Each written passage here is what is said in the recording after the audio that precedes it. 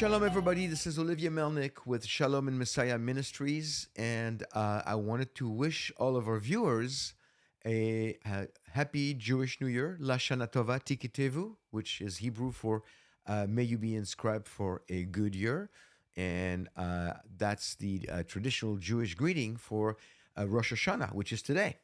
And I know it is a little bit of a bittersweet start of the Jewish New Year because we're what right now we're 5 days, 4 days from the 1 year anniversary of October 7th, and we still have about 101 hostages stuck somewhere in Gaza, not released. And of course, Israel is fighting a war on 7 fronts right now.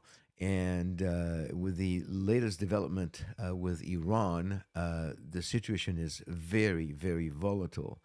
And so I do want to wish our Jewish friends, and you should join me in that, a happy New Year. So if you have friends, if you have Jewish friends, Jewish neighbors, Jewish family members, wish them a happy New Year and let them know that you're praying for them. You're praying for the release of the hostages. You're praying for the safety of Israel. You're praying for provision right now for Israel, which is struggling economically because of almost 1 year of war right now. And so it is indeed a bittersweet time, but nonetheless, it is the Jewish New Year. And I also want to remind you that there's beauty in prophetic significance in the feast of the Lord. We call them the Feast of Israel, but they're really, in Leviticus 23, they're called, as the introduction start in the first couple of verses, the Feast of the Lord. And they have a prophetic significance, and they're given on the calendar in a certain order. And that prophetic significance gives us an order of eschatology, an order of the end times events. Let me just give you a quick summary of Passover. The first festival is being fulfilled by the death of Messiah, Yeshua.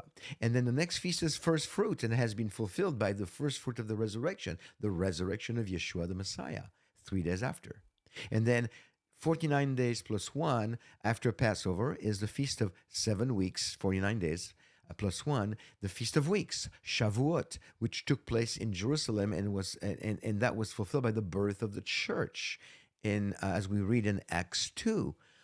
Then we have a time between the spring festivals and the fall feast, and that time is known today as is being fulfilled by the church age. That's where we are, friends. We are in the church age. Next event is the rapture.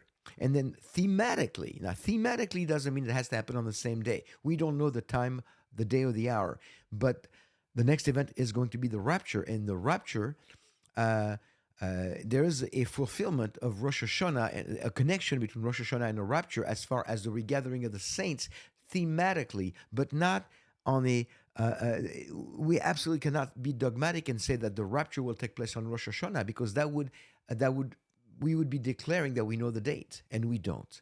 So can the rapture happen on Rosh Hashanah? Oh, absolutely. Would it happen because it's Rosh Hashanah? I don't think so. But it could happen on that day if the Lord decides to come back on that day. That is his prerogative.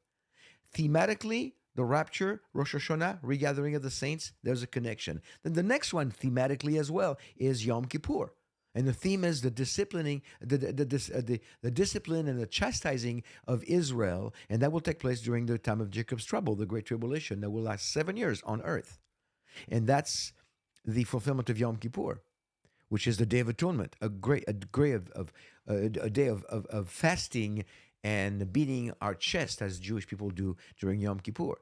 And then it's the most solemn day of the year, by the way, on the Jewish calendar. And then finally, we all rejoice at Sukkot, the Feast of Tabernacles, and that's where the Lord is going to come back at the end of tribulation, second coming, the return, and he's going to tabernacle with his people in the millennial kingdom for 1,000 years, with Jews and Gentiles in the millennial kingdom, and that will be the fulfillment right there. Sukkot and the Lord in the millennial kingdom has that connection. So you see, all the festivals have a prophetic significance. So it's a beautiful thing to remember them, all of them, as they pertain to the redemptive career of Yeshua the Messiah.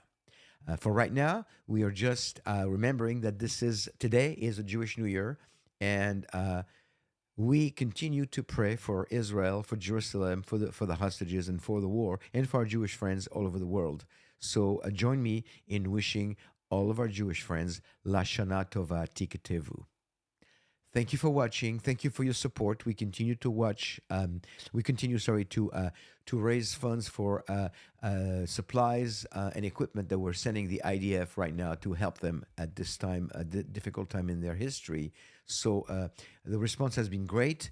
We continue to have needs for more supplies. So if the Lord leads you to do so, please go to our website and donate under the tab Israel Ministries, and it will go 100% towards helping the IDF unit that we have adopted a few months ago. And this is a great, exciting time to show our love in a tangible manner.